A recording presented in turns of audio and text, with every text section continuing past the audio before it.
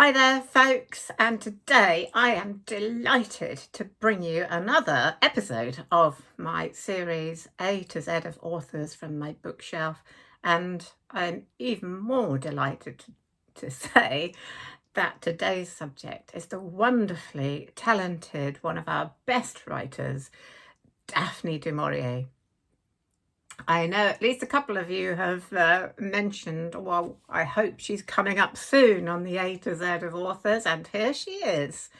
So we have a lot to talk about with Daphne du Maurier, so I'm going to be going through some details about her amazingly talented family, and then a little bit of her biography, the long list of her books, and then I will be going through a brief description of some of the books of hers that I have read. And I have a big pile here of the books that I have of hers. This is not the whole amount of books that I have actually read, because some of the books, at least a couple of them, I think I must have borrowed from a library. So there's 9 there, so it's quite a long list of books I've read, but there's still more of hers that I would like to read. But there's so much to talk about, so better get on with it. But first of all, I just wanted to give you, for those of you who saw my last video, I want to give you a little bit of an update on how Tilly is getting on, because she had a bit of an accident, let's call it, with some laundry detergent, which got into her eye. So as you can see, which eye is it? It's this one. It's looking a lot better, and the vet is very pleased with the progress being made. So what happened was the detergent caused a bit of an ulcer in her eye, which was very worrying because that can cause a lot of damage. But thankfully, the vet has said that the ulcer was actually a very superficial one. It's healing up nicely, and so hopefully there's not going to be any lasting damage. So that's a big relief. However, putting eye drops in a terrier's eyes, that has been such a battle.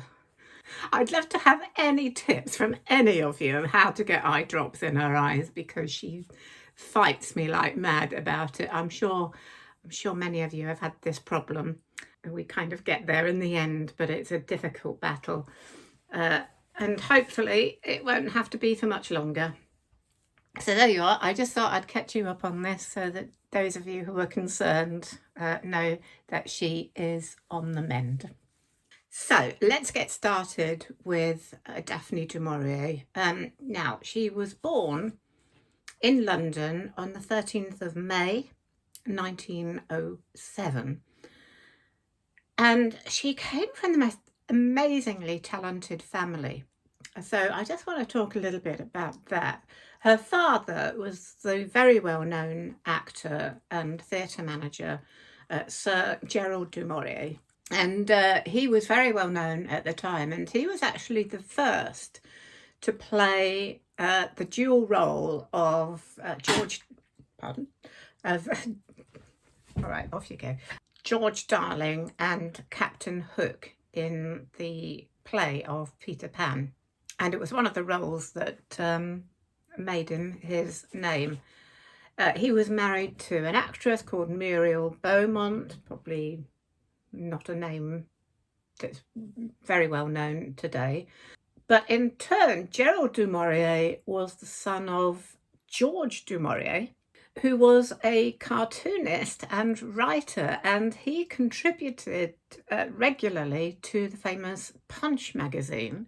I've got copies of Punch, actually, from the 19th century, relatively recently stopped publishing, I think.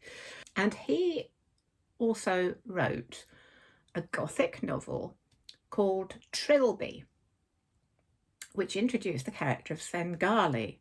And the main character in Trilby was a female who wore this very distinctive hat. And that is why we now have a hat known as the trilby.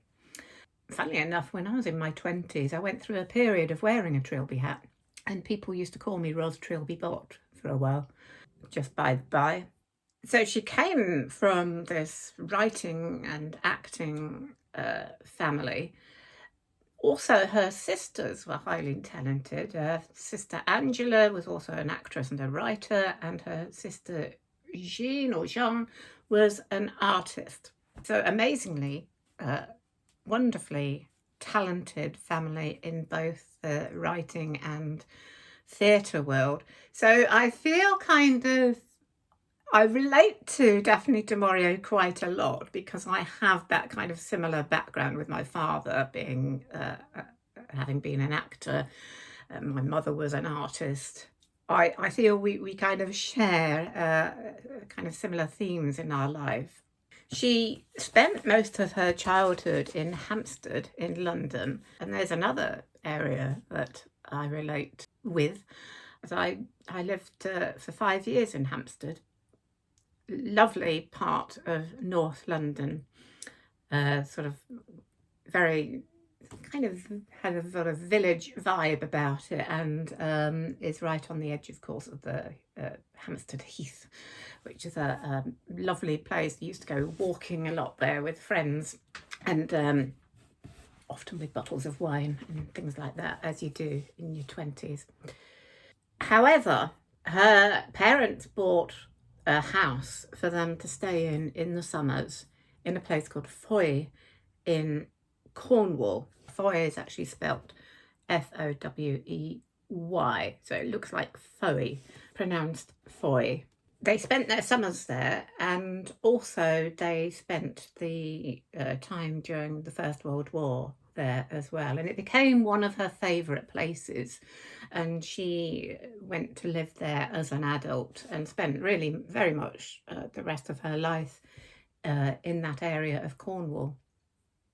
And of course, as I'm sure most of you know, most of her books are, of course, set in Cornwall and gives them that wonderful wild backdrop with the craggy cliffs and wonderful places such as Bodmin Moor. There's something about Cornwall. People often say, although it's a county of England, people often say it feels more like a separate country. I've been to Cornwall a couple of times. It's such a beautiful place. I'd love to go there more often, but it's a hell of a drive. Lots of wonderful castles such as Tintagel, right on the cliffs in North Cornwall, and so many beautiful seaside coves and little beaches. It's just a wonderful place. Very, very popular place for holidays in the UK. Her first novel was The Loving Spirit, which I do have a copy of here, and that was published in 1931. So if I got my maths right, that now would make her 24 at the time that was published. I'm sure she probably would have been writing before that, but this, we know, is the first one that was published, and I will be doing a list of her novels in a little while. In 1932, she married, and her husband was Frederick Browning, who was a senior officer in the British Army. And they had 3 children, Tessa, Flavia, and Christian. And they bought a house just outside of Foy called Menabilly, where they lived for many years. There is not much to be found about her life with her husband and her children in Cornwall. I think she was a very private person in many ways. There are biographies. If you want to find out more, there are biographies. I have this one in my bookshelves. It's Daphne du Maurier by Margaret Forster. And I have to admit that I haven't actually read this. It's just, it was in my parents' bookshelf and of course came to me. So I am going to put that in my TBR for reading at some point So it's quite a big chunky book, so I'm really looking forward to that. I think she had quite an interesting personality, and again, when I look at the way she's described, I kind of relate to her as well. There's a kind of dual personality where she's described as both as being very reclusive, a very private person, and sometimes coming across maybe as quite cold, but also that she could be incredibly kind and supportive to her friends and loved the outdoors, loved walking.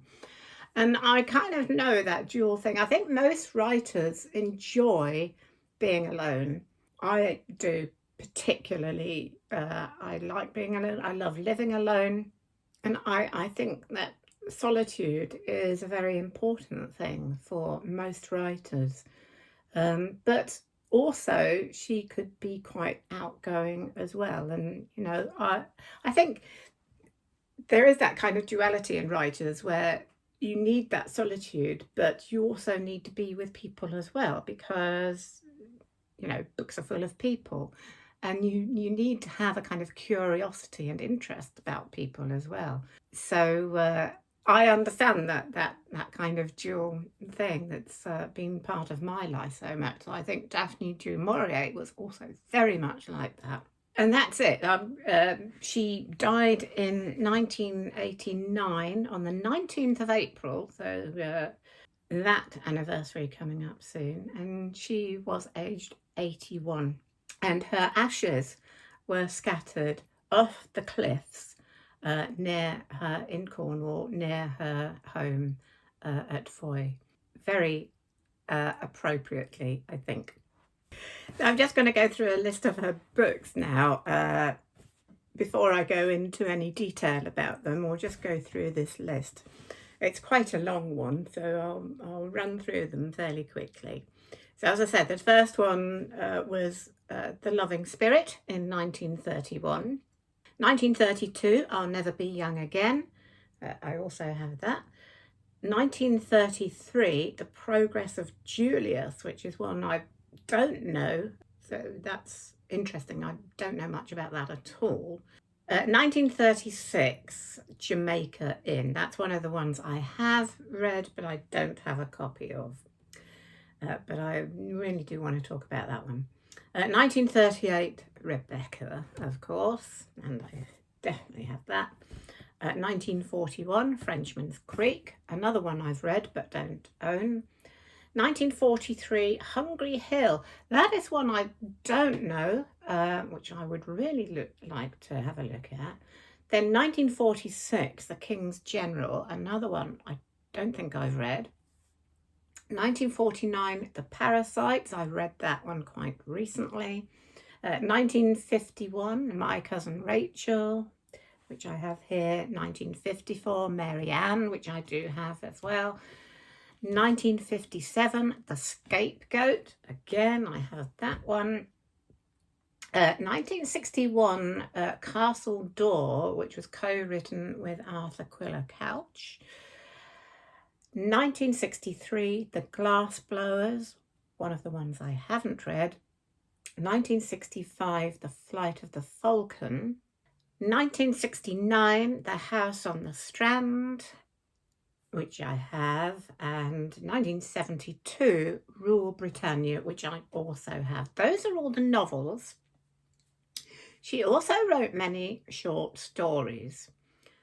I'm not going to go through all those, as they're in several collections, but two of them are very well known because of being made into films. And I think the most famous of these is The Birds, that was made into that wonderful film directed by Alfred Hitchcock. That was a 1963 film with Tippi Hedren and Rod Taylor.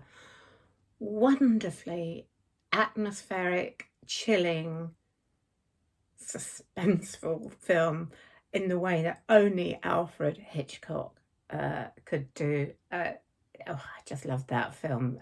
The growing tension in that film, and there are just certain moments when chills run down the back of your neck, and gosh, it's if you've never seen The Birds, then I do recommend you look at it, but it's quite scary.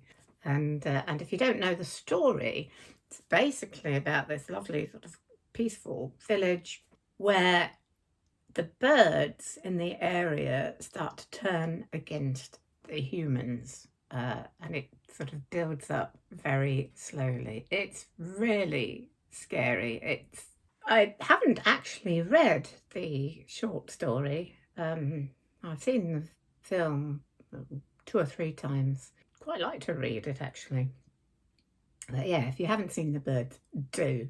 And the other short story that became quite well known because it was made into I think it was a film for television in the 1970s, and this was Don't Look Now, and that starred Donald Sutherland and Julie Christie. That was scary too. It's about a couple on holiday in Venice, and again, it's another very it's got a very sinister build up of tension, things starting to happen, and it's very psychological as well. So I remember that in the 70s. It was really quite scary as well. She also wrote quite a few non-fiction books, including some ones about her family, particularly her father. She wrote a biography of her father called Gerald, a portrait. She wrote a book called The du Mauriers, and also a selection of her grandfather's letters, George du Maurier's letters. Quite a few other books, including The Infernal World of Branwell Bronte, of course about the very unfortunate brother of the Bronte sisters. A book called Vanishing Cornwall, also Enchanted Cornwall. I think that was written just before she died, 1989.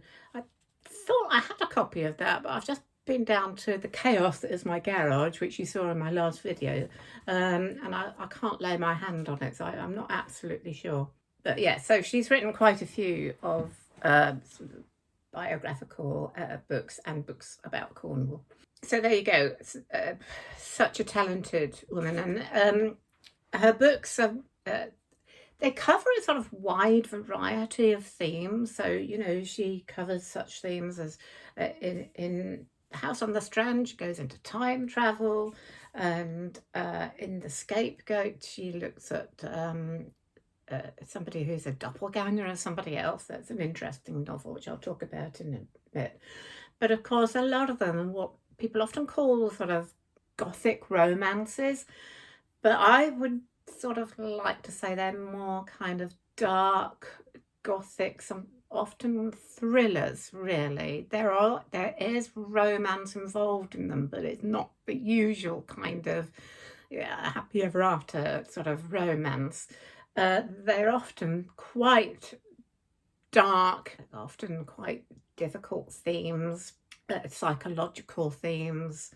She's a fascinating writer, and of course made all the more atmospheric by that, as I've said, the wonderful wild backdrop of Cornwall.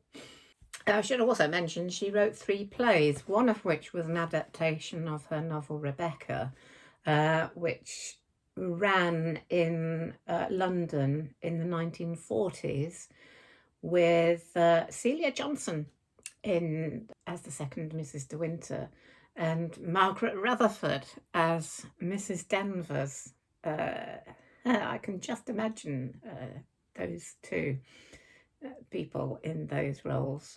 Then another play was called The Years Between, which I haven't heard of, about the unexpected return of a senior officer thought killed in action, who finds that his wife has taken his seat as Member of Parliament and started a romantic relationship with a local farmer. That sounds interesting. And that was staged in Manchester in 1944 and transferred to London in 1945. And the third play was called September Tide, about a middle-aged woman whose bohemian artist son-in-law falls in love with her. Opened at the Aldwych in 1948 with Gertrude Lawrence as the main character. So, novels, short stories, non-fiction and plays. What an amazing body of work, and so much for us to enjoy. So what I'm going to do now is go through the books that I have read and talk a little bit in detail about those. And there's quite a few of them. Let's get going. So the first novel she ever published was The Loving Spirit. This was published in 1931. And it tells the story of 4 generations of one family, the Coombe family. And it's set in Foy, where she lived. And she wrote it while living at the house her family had at Foy, a house called Ferryside. And it's very much influenced by the Foy, the harbour, the sea. And it follows the family. It starts off with a woman who marries a shipbuilder called Thomas Coombe. The novel follows their story, and then the next generation, and the generation after that, and the generation after that. And each family has terrible tragedies, romances, and relationships. But at the start of the novel, or near the start of the novel, Thomas Coombe builds a ship called the Janet Coombe, which runs through all of the generations of the family and is a kind of extra character in the book. It's a great story of the family's struggles through various historic periods throughout those 4 generations, and that kind of struggle between what you want for your life and the adventures you want for your life, but it's set against the realities of life and the struggle with hardship and loss, etc. So a really great first novel. And as it says on the back of this, in this chronicle of a Cornish family, as the critics quickly saw, she already gave promise of such romantic masterpieces as Rebecca and My Cousin Rachel. So an interesting novel to see this earlier book of hers if you're a fan of some of her later books. Her second novel is I'll Never Be Young Again, published in 1932. Not one of her best known novels, and I can't remember reading this very much. I read it quite a while ago. And it's not one of her most popular ones. I'm looking on Goodreads. It only has just over 3 stars. It's not as well received as many of her other ones. And like many of her novels, it's written in first person. A male protagonist called Richard. And the character of Richard is a man who is kind of overshadowed by his famous father, who is a writer. You can maybe see echoes of Daphne du Maurier's own life there, with having a famous father too. So Richard sort of goes travelling in Europe and Scandinavia with a friend.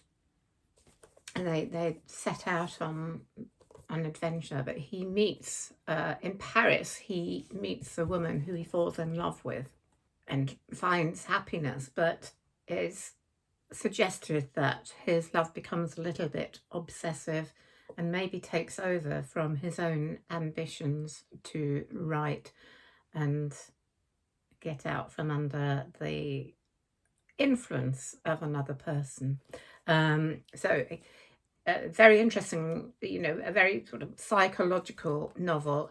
As I say, it didn't obviously leave much of an impression on me because I know I've read it, but I cannot really remember much about it.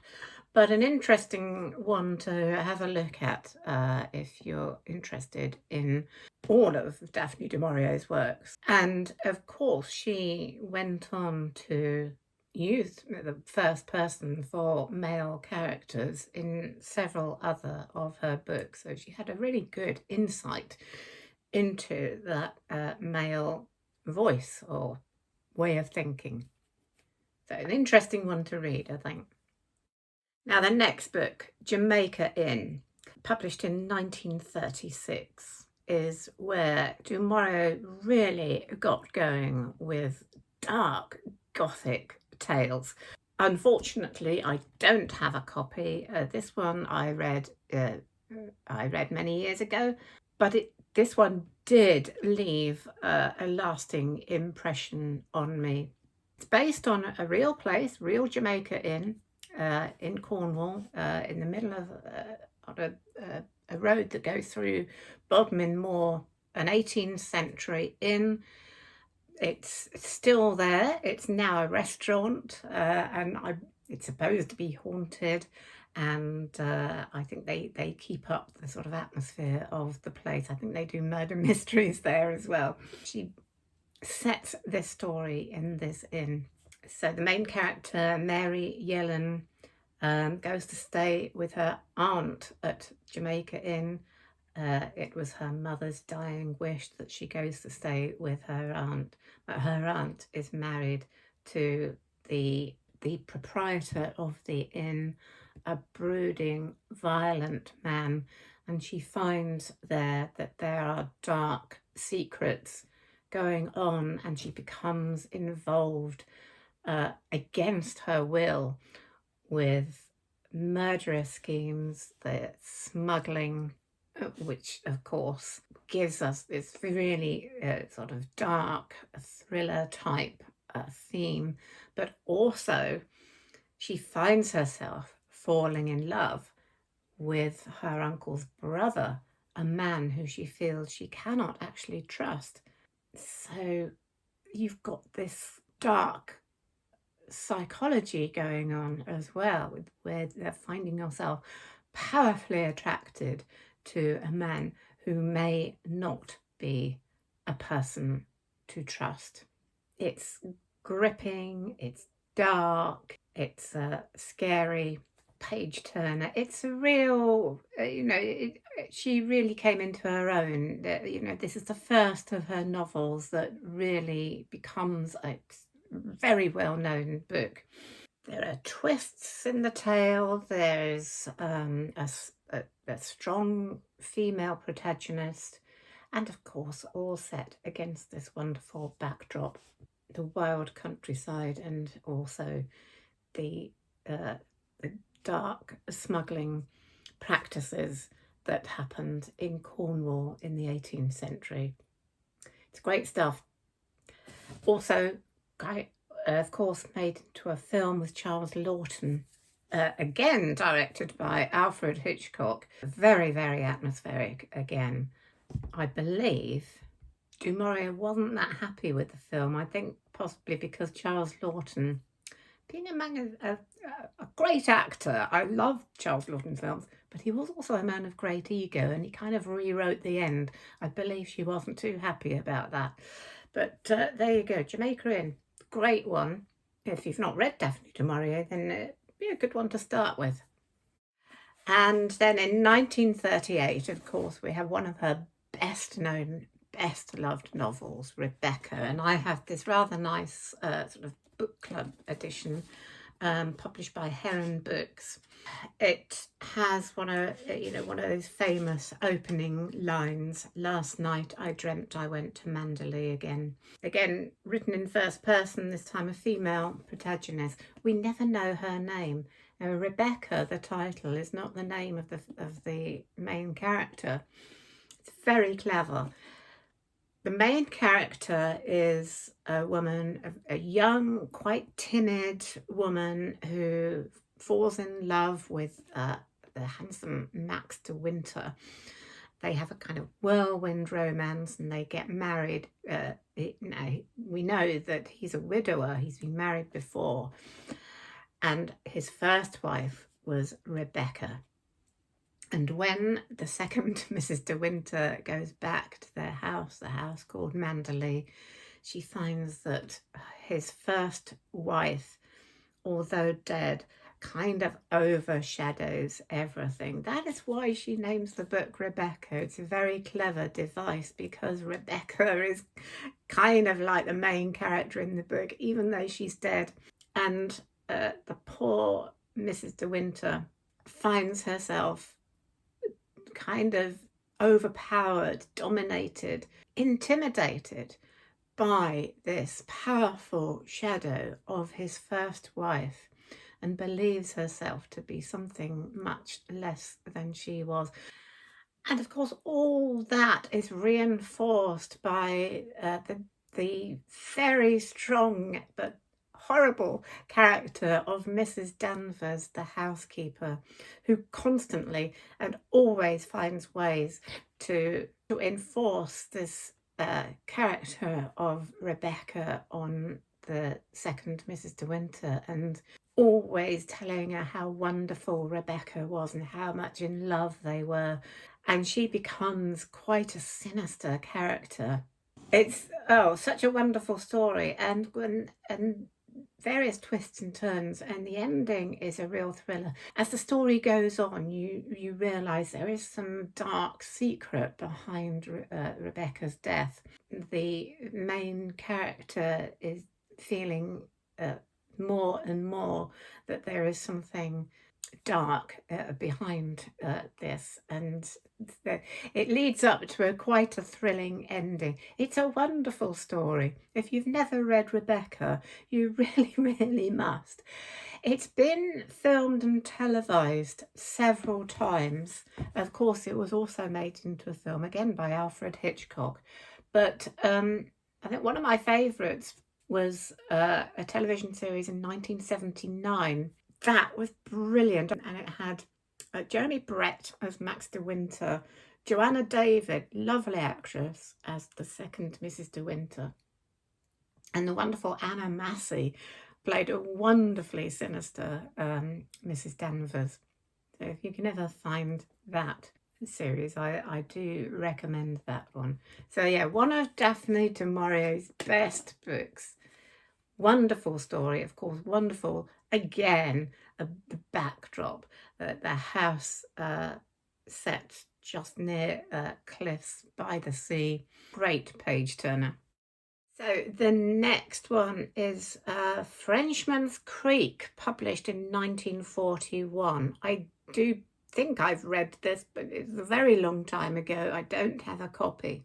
It's another one of du Maurier's historical novels set at the time of Charles II in the late 17th century. And it tells the tale of Lady St. Column, tired of London, and goes with her children to stay at her husband's estate in Cornwall, only to find that it's being used as the base for a pirate called Jean-Benoit Aubrey, who is apparently terrorising the Cornish coast. But surprisingly, she discovers that this pirate is not the desperate, violent character she expects, but an educated and cultured man, and much more so than her own husband. And guess what? They fall in love. And this is where it gets really interesting. She dresses as a boy and joins the pirate crew on an expedition to capture a merchant ship.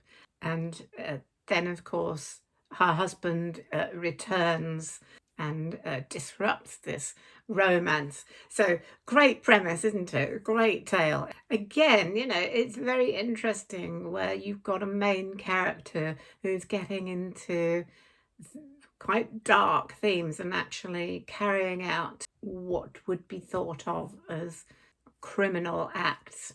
So again, that sort of dark psychological thing that's always at the back of her books. That is one I'd really like to read again. I'm sure I have read it before, but I definitely would like to have a go at that one again. Definitely, I think, a really great read, that one. Now, moving on to the next book that I have read and own, it's The Parasites, published in 1949. Now, I reviewed this one about a year ago. It was the first time I'd come across it, the first time I'd read it. It's a very interesting novel, very different to her other works. It's about three siblings. Well, they're all half siblings who grew up with a sort of very theatrical, travelling parents, and became reliant on other people, hence the parasites. They're not particularly likable characters. There's Maria is a heartless but fragile actress. Niall is, if I remember rightly, he's a musician, but charming, rather lackadaisical. And then there's Celia. She's the most likeable of them, but not really honest with herself or others, too busy trying to please everyone. The three siblings are looking back at their childhood as it goes backwards and forwards. And I found it really interesting. Of course, coming from a theatrical background myself, I kind of related to some of that, although my life was much more stable than these three people. And again, of course, highly psychological. It doesn't have the sort of Gothic romantic style that we usually sort of think of with Daphne du Maurier, but I found it a fascinating read, and I'll put a link here up to my more full review of this book, so if you're interested you can have a look at that. The next one is My Cousin Rachel, published in 1951. And this is another one that is very darkly psychological. It's set partly in Cornwall and partly in Florence.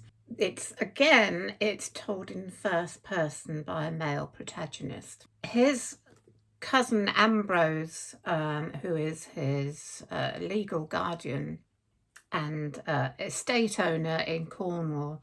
Ambrose goes to Italy, to Florence, for his health, and while there he meets his widowed cousin Rachel and falls in love with her and marries her. The letters Ambrose sends back to Philip, our main character, are a little bit worrying, have a tone of paranoia. So Philip goes to Florence to see if Ambrose is okay and worried about his health, but finds sadly that Ambrose has already died by the time he gets there. He then starts a romantic relationship with the again widowed Rachel, but he also begins to feel distrustful of Rachel and worried that perhaps Ambrose's death was a little bit more sinister than just bad health.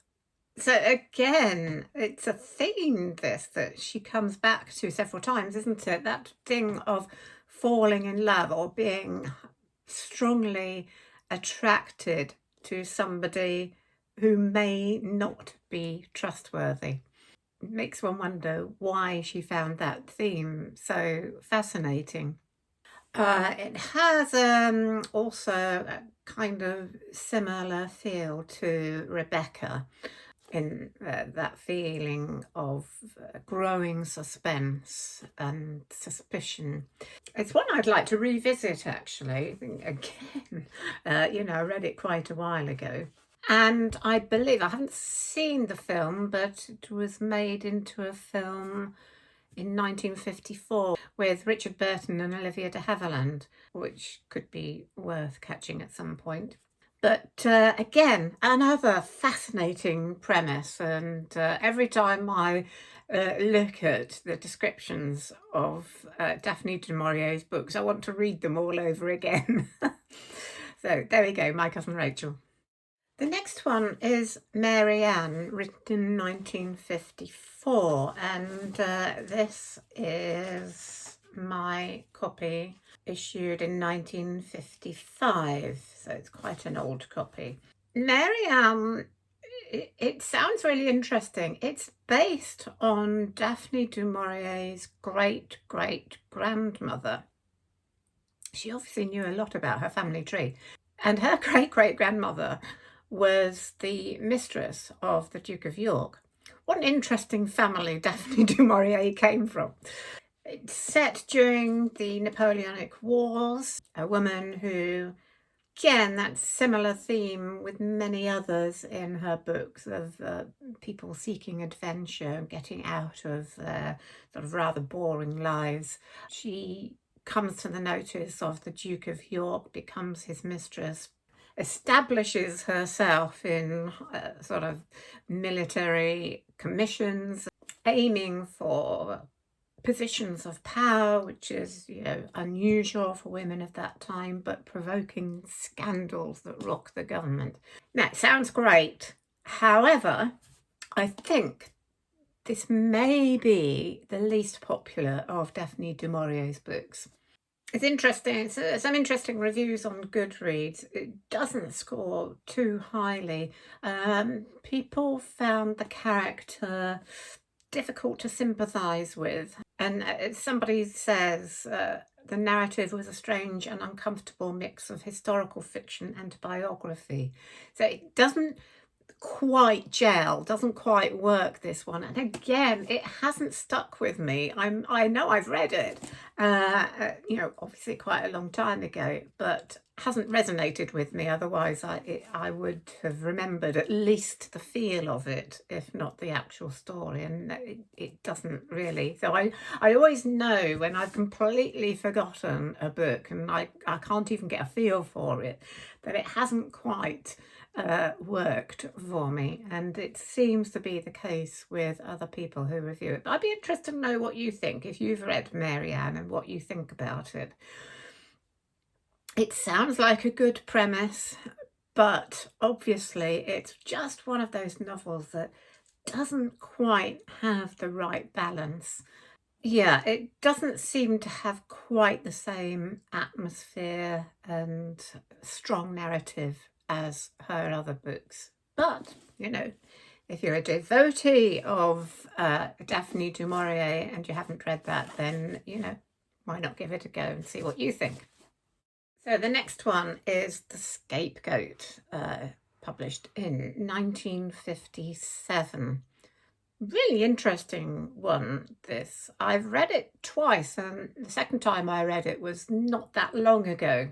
It's quite fresh in my mind. I read it the second time because I remembered really enjoying it the first time.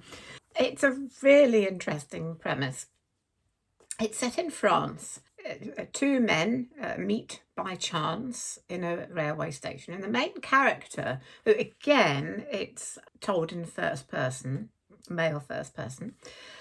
The main character is feeling very discontented with his life. He's bored, he's depressed, he's not quite sure what to do with it. And by chance, he meets this man who is the absolute doppelganger of himself. They recognise that they look exactly like each other. They have a drink.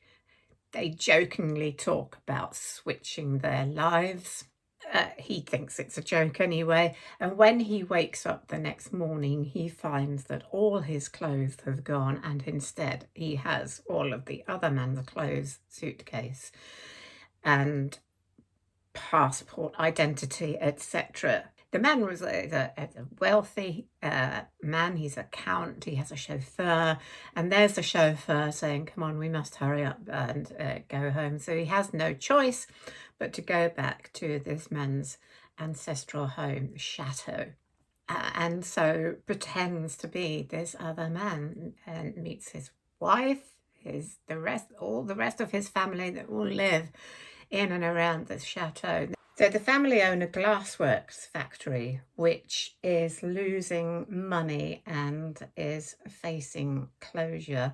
And he also finds out that this family that he has come into, or believe that he is this other man, they're full of deep resentments and bitterness.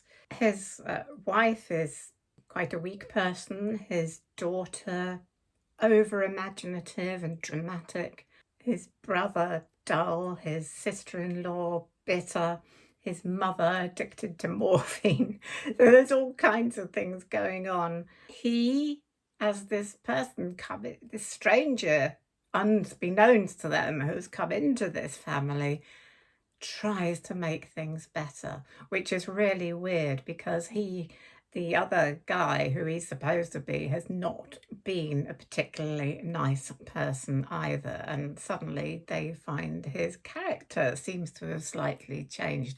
It's such an interesting premise and so cleverly done. So what I find interesting about this is because he is a stranger come into this dysfunctional family, he has this objectivity about them. So he's viewing them with a kind of detachment and is therefore kind of probably able to see more what's going on than the actual person would have. It's such a fascinating premise, so clever.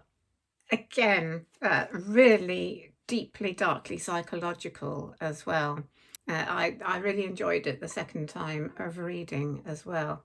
So, an unusual, interesting premise and a great one. It's not one of her best known ones, but one I would say is a really good one to get stuck into if you want to read more Daphne du Maurier. And the next one, published in 1969, is The House on the Strand. And this copy is actually a first edition, but I'm afraid the dust cover is in a pretty bad way. But I've kept it on because I do like that cover, and it is a first edition, so I've kept it. And again, another really interesting premise, and this time she deals with time travel, always exploring different types of themes and devices. So this one, again, it's the main character is male, and again it's written in first person, set in Cornwall, and it's about a man staying in a house in Cornwall whose best friend is experimenting with a drug and asks Richard to be a bit of a guinea pig. And what happens is this drug affects his mind, so that he's taken back in time in his mind to the medieval period, the 14th century. So really, really early historical area this time. He's able to go back in time and view what's happening, but he's not able to affect what's happening at this point. But he kind of really enjoys it. The drug wears off, but he wants to go back. He becomes kind of obsessed with this story he sees unfolding in the medieval period and gets drawn into their lives, and it becomes a kind of addiction. So the more he does this, the more he wants to stay back in the past, and the less he wants to get back to his real life. And the drug also has dangers in that every time he comes back to reality, he becomes more confused.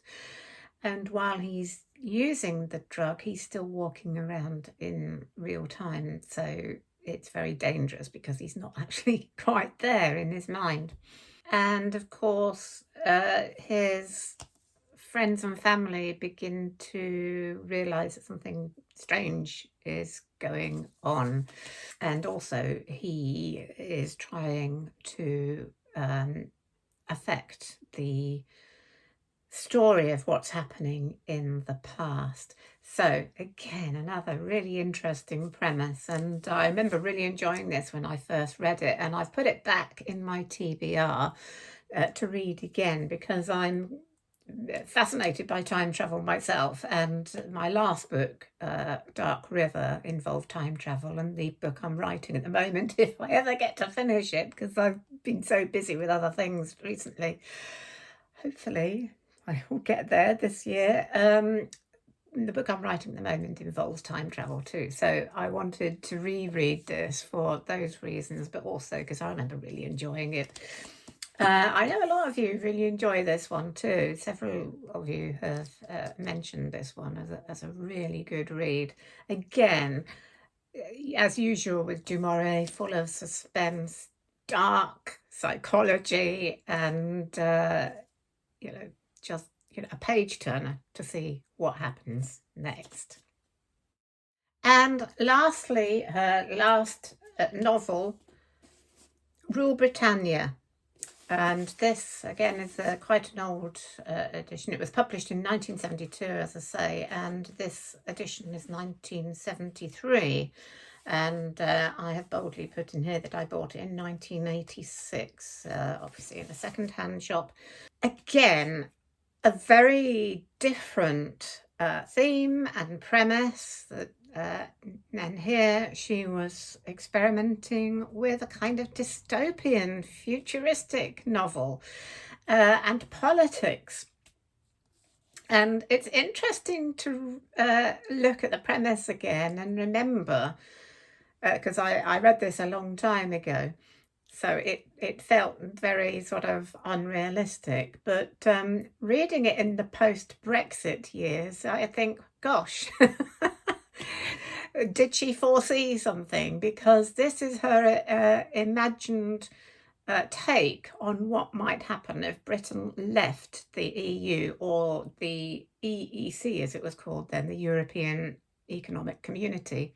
But then she also has the premise that the UK joins with the US to become one sort of entity called US-UK, possibly pronounced "you suck." But, that's up to you, how you pronounce it in your head as you're reading. So, very interesting in the light of recent events. Obviously, the bit with the UK joining the US, not so much of a foresight perhaps at the moment. But it's fascinating. I don't think I resonated with this book when I read it. It might have been a little bit too political for me, but I think maybe now I might be more interested in this premise, given what's actually happened in the world since then. So yeah, a really interesting one. And the main character, by the way, is a woman who shares a house with her grandmother. Hello, you want to come up and say hello? Hey, here she is. She's been barking at something outside, and she's going to lick the book. Yeah, okay, you can do that. And she wakes up one morning to find an American warship in the harbour, and very strange things going on. No post, no telephone, no radio. It's, again, quite chilling. She's just exploring the implications of a military alliance between the UK and the US. So really interesting one if you want to see it again, something different from Daphne du Maurier. So there we go. I hope you enjoyed that little journey through Daphne du Maurier's life and books. I've really enjoyed doing this one, and I'm definitely going to put this biography into my TBR, and whenever I read it, I shall be reviewing that as well. Do let me know your favourite Daphne du Maurier books. I'll put another A to Z video here for you to look at if you want to sort of go through my A to Zs and what I've done so far. So that's it for now. This little doggy is wanting her dinner, so I better get going and do that. Yes, don't forget to like and subscribe, and we will see you again very soon, won't we, Till? Yes, we will. Yeah. Okay. Cheers for now. Bye. Yeah. Bye-bye.